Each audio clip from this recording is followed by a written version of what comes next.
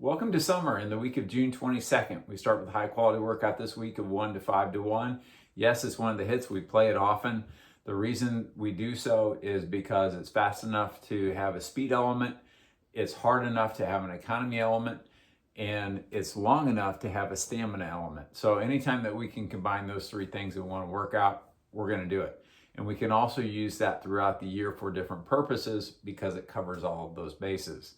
Now, that's 25 minutes of quality running. If you add that 1, 2, 3, 4, 5, 4, 3, 2, 1 minutes, and then 2-minute recovery jog makes that a 43-minute total workout. So that's a relatively long workout. You want to get a good, adequate warm up, but don't go too long because if you haven't done the math ahead of time, you might realize you're over your day's mileage after the 43-minute workout. The question on this workout is, can we do it aerobically or does it need to be anaerobic? Anaerobic means a lot of heavy breathing. You're working really hard. Of that 25 minutes, a good deal of it is under duress. When you have a 5-minute segment to go, you don't want to get into too much duress early or you'd be slowing down throughout that 5 minutes. So you have to manage the durations of those. The ones you don't have to hold back too much. The 2s, maybe not so much. The 3s, you have to start being careful with how hard you go and how early to make sure you can get through the 3.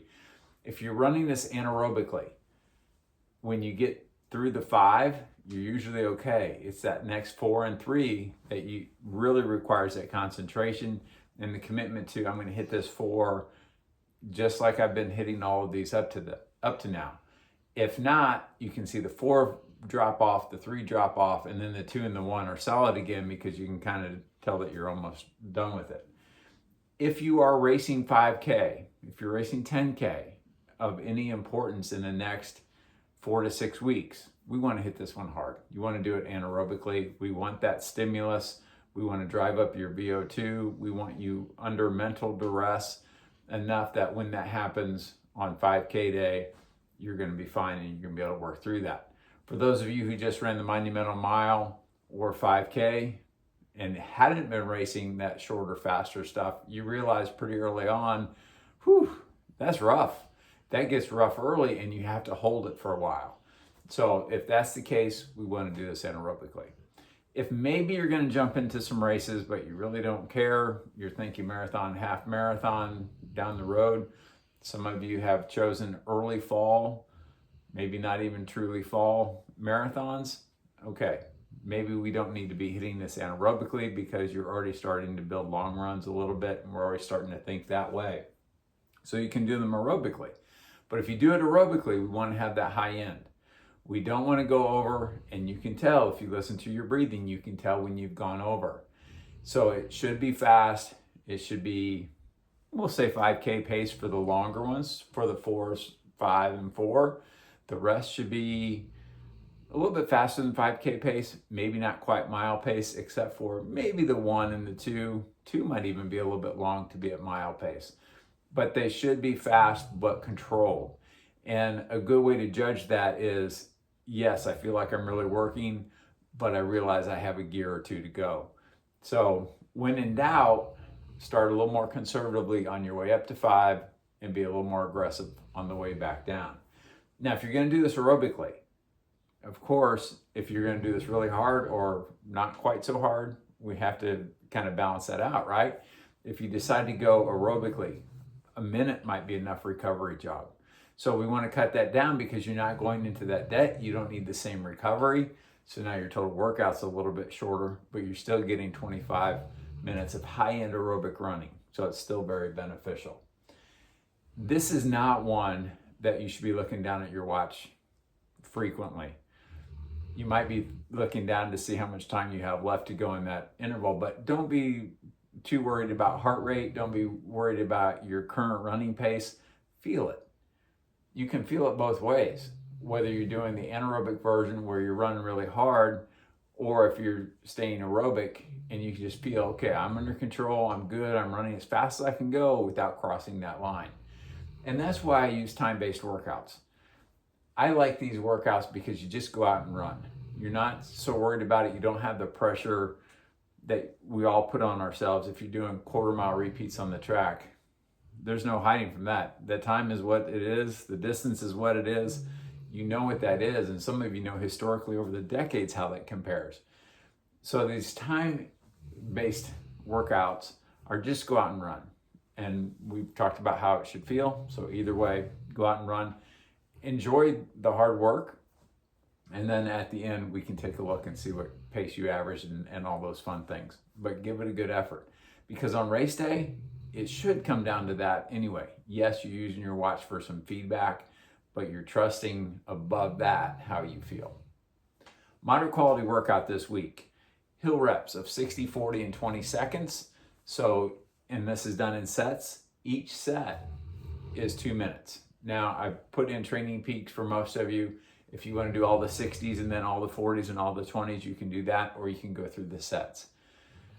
I've done it both ways. I can see the attraction in both ways. To do all the minutes first, it's nice to have those done and everything else is shorter, but it also keeps you a little bit more off balance and maybe keeps it a little fresher of each one a little bit different. So do that how you care. If you're coming to the group run or you're training with other people, that's a great discussion to have and to come to a resolution before the warm-up's over so you know what you're doing. Most of you have 4 to 8 sets, and with that, that's 8 to 16 minutes of uphill running. Recovery is your downhill. Get at least equal time. So if in a minute you're going uphill and you get back down because gravity's on your side in 45 seconds, you still have 15 seconds to jog before you go back up.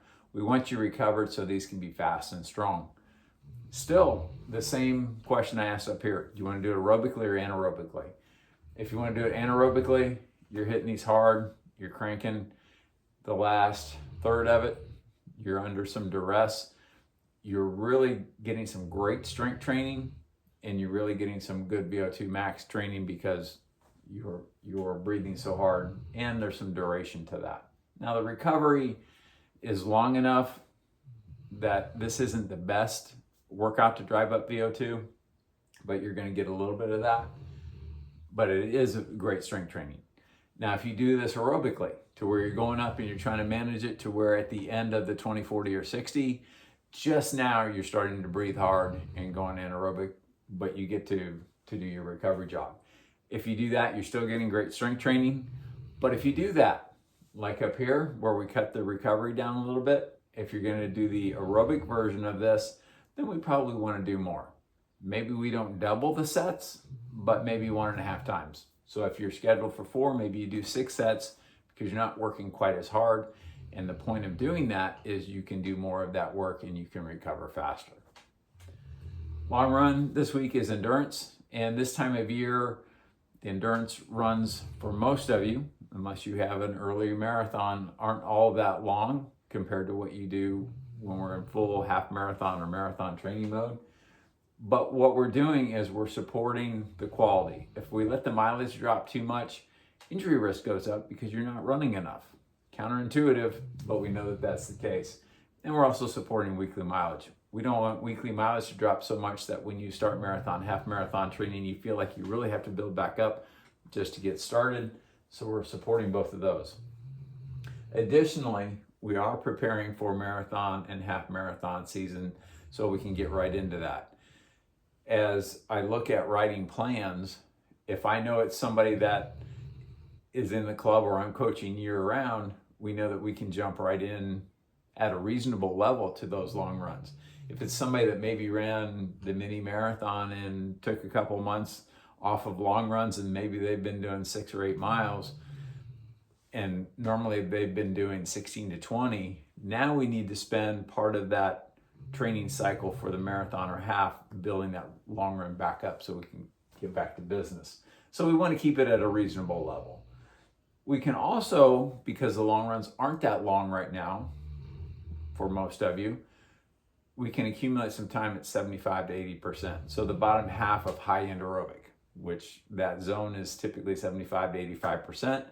So for 75 to 80, it's comfortably hard running. There's no real duress. You actually feel good. You look good. And you're getting some important numbers. The time that you spend between 75 and 85% is one of the 3 major ways that you improve.